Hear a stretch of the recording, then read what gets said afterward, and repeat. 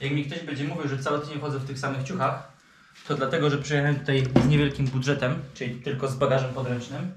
To po pierwsze, a po drugie w tak niskich temperaturach się bakterie nie rozwijają i można chodzić przez tydzień w tym samym i człowiek nie śmierdzi. Serio!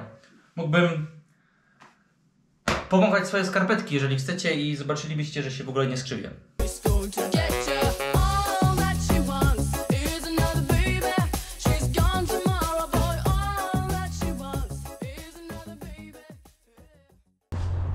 Święta i po świętach chciałoby się powiedzieć. Jeszcze wczoraj obżerałem się sałatkami u kuzyna, a dzisiaj już witam się z Państwem ze Szwecji. Konkretnie to ze Sztokholmu, którego Wam za bardzo nie pokażę z kilku powodów. Po pierwsze, jestem tutaj tylko kilka godzin, wsiadam w pociąg, jedę na północ. A po drugie, byłem w Szwecji już parę lat temu i wtedy razem z kumplem żeśmy cały Sztokholm zwiedzili, więc bez sensu jest, żebym po to tylko, żeby nagrać tam, nie wiem, 2 albo 3 minuty materiału, żebym odwiedzał te same miejsca, które już kiedyś odwiedzałem. Tym bardziej, że bilety wstępu tutaj, tak jak w zasadzie wszystko w Szwecji, są dość drogie. Natomiast jak mam Wam powiedzieć, co warto zobaczyć w Sztokholmie, to moim zdaniem takim naprawdę najfajniejszym miejscem jest Vasa Museum. To jest muzeum statku. Statku, który na zlecenie króla Gustawa Wazy został wybudowany w XVII wieku. To miał być taki potężny statek, który będzie siał postrach na Bałtyku. Między innymi miał on również brać udział w wojnie z Polską, ale jak go zwodowali, to przy pierwszym wyjściu z portu statek się przechylił i zatonął. No i teraz właśnie ten statek można podziwiać w Vasa Museum. To jest zdecydowanie najfajniejsze miejsce w Sztokholmie, takie w miarę unikalne, które warto zobaczyć. Z tego mojego ostatniego pobytu w Szwecji bardzo utkwiły mi w pamięci 2 rzeczy, żeby było bardzo drogo, bo to były jeszcze czasy, gdzie nie było mnie za bardzo stać na zbyt wiele, więc każdą złotówkę tutaj się oglądało 4 razy, a ceny były kosmiczne. I druga rzecz, no bo Szwecja jest krajem, który słynie z tego, że wydaje gigantyczne pieniądze na pomoc społeczną, że tutaj nawet jak ktoś jest biedny, to od państwa dostaje tyle pieniędzy, że już biedny nie jest. A pomimo tego pamiętam, że byłem bardzo zaskoczony tym, jak wiele jest żebraków i bezdomnych na ulicach. Tak, ale to też pamiętam, że tu były bardzo ładne budynki, bardzo ładne kamieniczki i tego typu. Sztokholm jest naprawdę bardzo ładnym miastem. Ja jestem też dość mocno ciekawy tego, jak bardzo się Szwecja zmieniła przez te wszystkie lata. Mam koleżankę, która mieszka w Szwecji już chyba 10 lat. Niedawno sobie z nią rozmawiałem, no to mówiła, że bardzo dużo się zmieniło na gorsze, szczególnie jeśli chodzi o bezpieczeństwo. No bo Szwecja ma bardzo liberalne podejście do przestępców i tutaj zamiast przykładnie dać po łapkach, to się próbuje edukować. Na zasadzie typu, wiecie, się tłumaczy człowiekowi, że ej, koleś, tak nie wolno. No i ewidentnie takie podejście nie za bardzo się sprawdza. Gdzie jest słońce? Ono jest nieznacznie nad horyzontem, a jest godzina 13:20 i za 1,5 godziny już będzie zachód. Jak tu lądowałem o godzinie 10, to słońce było mniej więcej w tym samym miejscu, czyli bardzo, bardzo nisko. Dobra, ja powoli kończę nagrywanie, tak jak mówiłem Wam, tego Sztokholmu za bardzo nie pokażę. Muszę sobie jeszcze ogarnąć parę rzeczy, do sklepu jakiegoś pójść i kupić rzeczy, które mi się po prostu nie zmieściły do plecaka. No bo, słuchajcie, do Sztokholmu z Gdańska można przylecieć za 60 zł. No to jest psi pieniądz, jak się leci z bagażem podręcznym. Tylko że mamy zimę i jak na przykład się chce wziąć jeszcze jedną bluzę, żeby nie chodzić przez cały tydzień w tym samym i tam jeszcze jakiś, nie wiem, elektronikę i tak dalej, no ten plecak bardzo szybko się zapełnia. W ogóle nie wziąłem chociażby powerbanka, bo już mi się nie miał gdzie zmieścić. W elektronikę to w ogóle ograniczyłem do absolutnego minimum. Mam nadzieję, że się na tym nie przejadę. W ogóle w kurtce, w kieszeniach mam bieliznę termoaktywną, bo też już nie miałem gdzie jej wsadzić. Ręce mi marzną, bo jest -10. Musiałbym ubrać rękawiczki, ale rękawiczki mam gdzieś na dnie plecaka, to mi się nie chce teraz wyciągać. Jak wsiądę w pociąg, to se ogarnę i... no i tyle, no i zobaczymy się gdzieś tam na dalekiej północy. Jestem w miejscowości Boden. Mam jeszcze bodajże 3 godziny na kolejny pociąg, który wywiezie mnie już za koło podbiegunowe. Ubrałem bieliznę termo. Mam jeszcze w plecaku polary, ale jestem leniem śmierdzącym. Stwierdziłem, że mi się nie chce grzebać, że te 3 godziny jakoś przeżyję. I powiem Wam, że trochę żałuję, bo jest kuźwa strasznie zimno. Jest godzina 13:15 chyba, albo 13:20 jakoś tak. W każdym razie kilka minut temu zaszło słońce, więc klasycznie... Zaraz będzie ciemno! I muszę coś do żarcia sobie kupić. Kurde, jestem ciekaw, jak tutaj na północy będzie z cenami. Pewnie będzie drogo. O, widzę jakiś deptak, to pewnie tam coś sobie znajdę. Dobra, idę szukać jedzenia, idę szukać wody. Kurde, nie wiem, jak ten odcinek wyjdzie, bo jak jeszcze jest tak szarawo jak tutaj, to myślę, że w tej kamerze coś widać. Ale jak już wyjadę za koło podbiegunowe i będzie cały czas noc polarna, to ja nie wiem, czy cokolwiek z tego wyjdzie. W ogóle wiecie, jak jest po szwedzku dziękuję? Tak. Tak. Nie, tak, tak, tak. Szwecja to po szwedzku Sverige, czyli Królestwo Swebów. Nazwa wzięła się od plemienia, które jako pierwsze założyło tutaj małe państewko w regionie Uppsali. No i legendy dotyczące ówczesnych królów zawarte są w sadze o Beowulfie. W VII i VIII wieku w Europie Zachodniej postrach zaczęli siać wikingowie. Ale warto tutaj pamiętać, że ci wikingowie, którzy są znani właśnie z tego, że tam najeżdżali Islandię, Wielką Brytanię i generalnie mieli usposobienie bardzo niszczycielskie i że tak powiem waleczne, to byli wikingowie, to były ludy z Norwegii i Danii. Natomiast szwedzcy wikingowie nazywali się Waregami i zamiast kierować się na zachód, to kierowali się na wschód. Spenetrowali oni praktycznie całe wybrzeże Bałtyku, a rzekami takimi jak Wołga czy Dniepr docierali w głąb Rosji i dotarli nawet aż do Konstantynopola. No i właśnie ci szwedzcy wikingowie mieli usposobienie znacznie mniej wojownicze, mniej niszczycielskie. Bardziej skupiali się oni na tym, żeby zakładać jakieś ośrodki handlowe. No i właśnie szwedzki książę Ruryk założył na terenie dzisiejszej Ukrainy pierwsze państwo, które z czasem zostało nazwane Rusią Kijowską, a sam Kijów stał się wtedy bardzo ważnym ośrodkiem handlowym.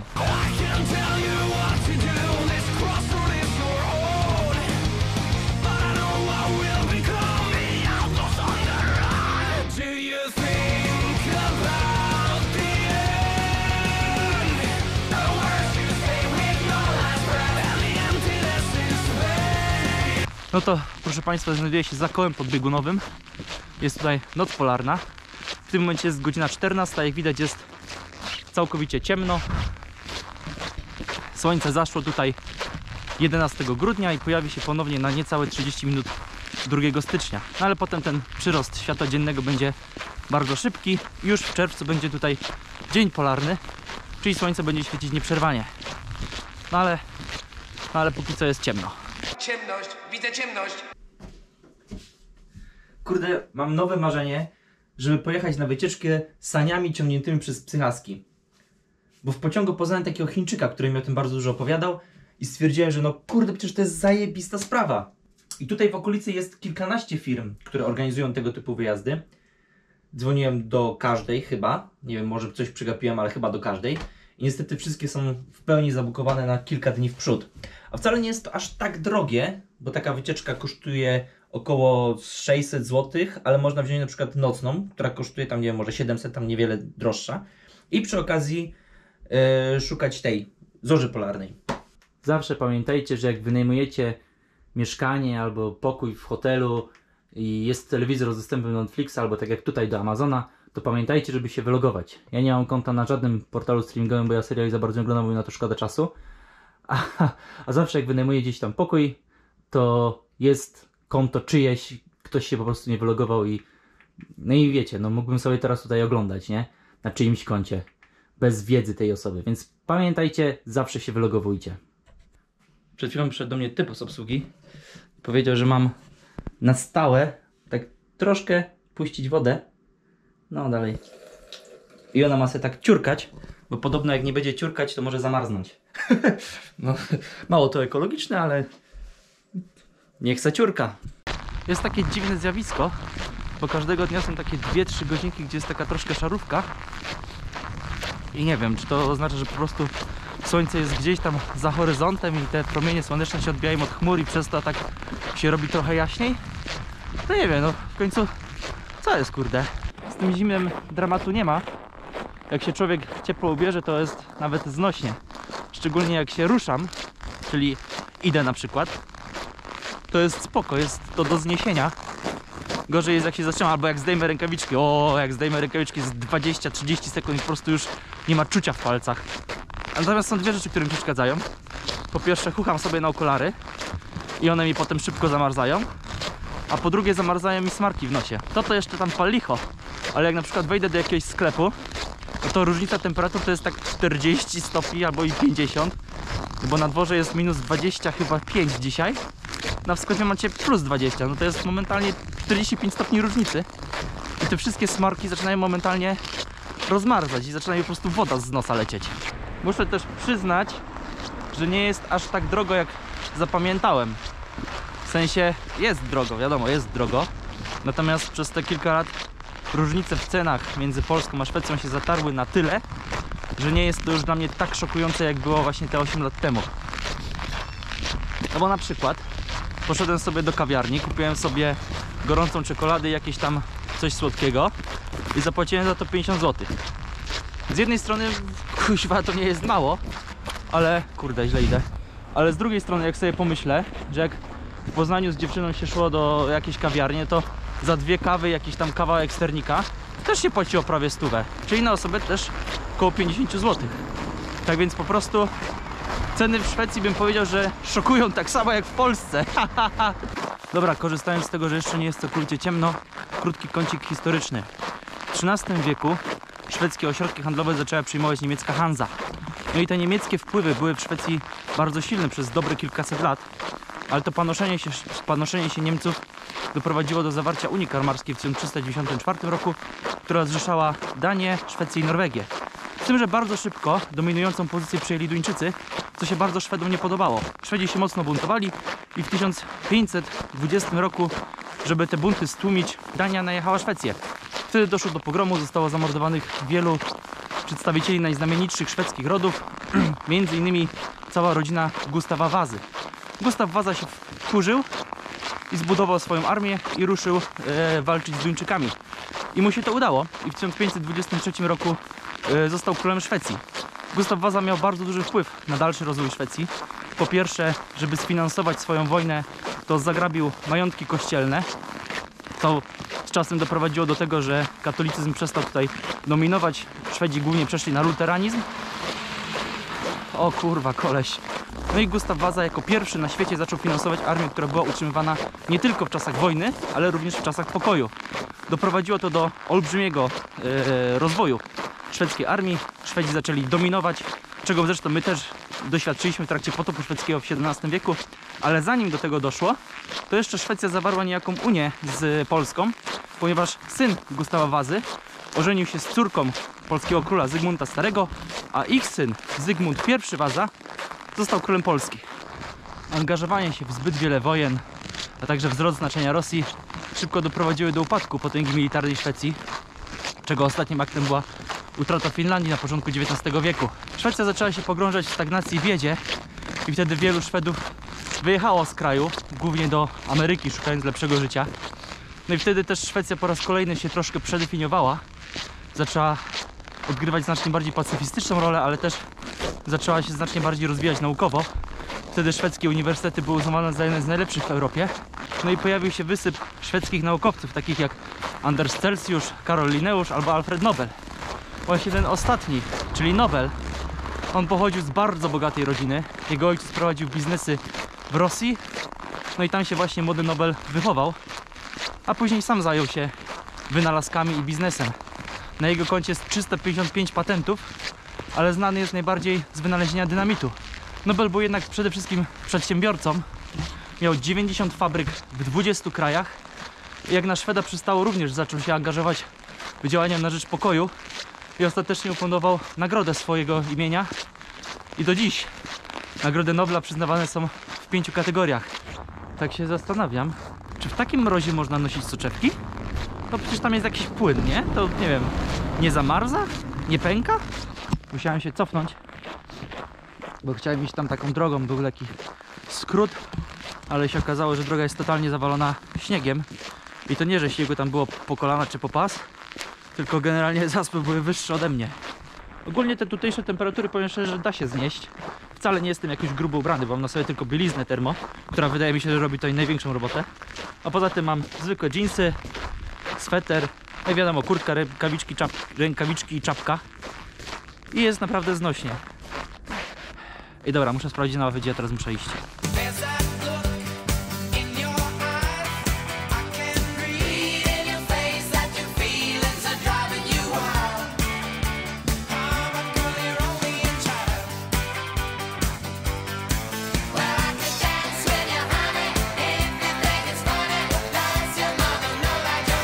Ja jak sobie wymyśliłem ten wyjazd do Szwecji, to dla mnie taką główną atrakcją, którą chciałem zaliczyć, to było, żeby sobie wynająć takie miejsce z sauną, najlepiej nad jeziorem, żeby był przerębel w tym jeziorze i żeby takim wygrzanym z sauny prosto wskoczyć do jeziora.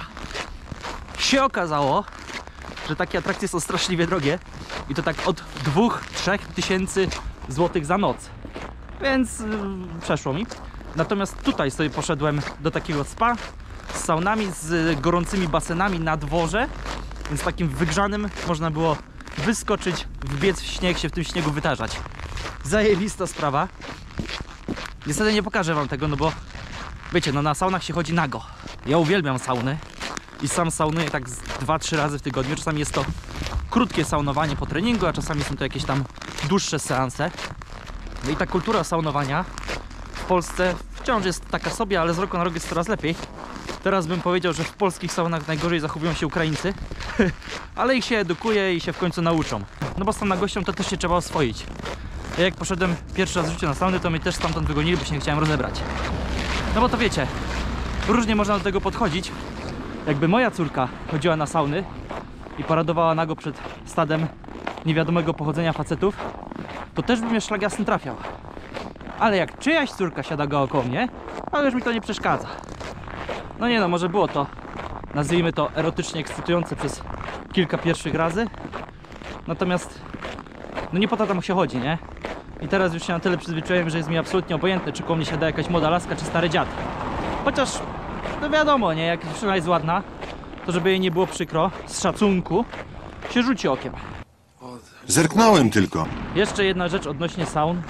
Wiadomo, na sauny czasami chodzi się ze znajomymi, z kolegami albo koleżankami. Z koleżankami wiadomo, ciekawiej. Ale raz byłem na saunie z kumplem i jego dziewczyną. I to już uważam jest troszkę ryzykowne. W sensie, na pewno wszyscy muszą czuć się z tym w pełni komfortowo.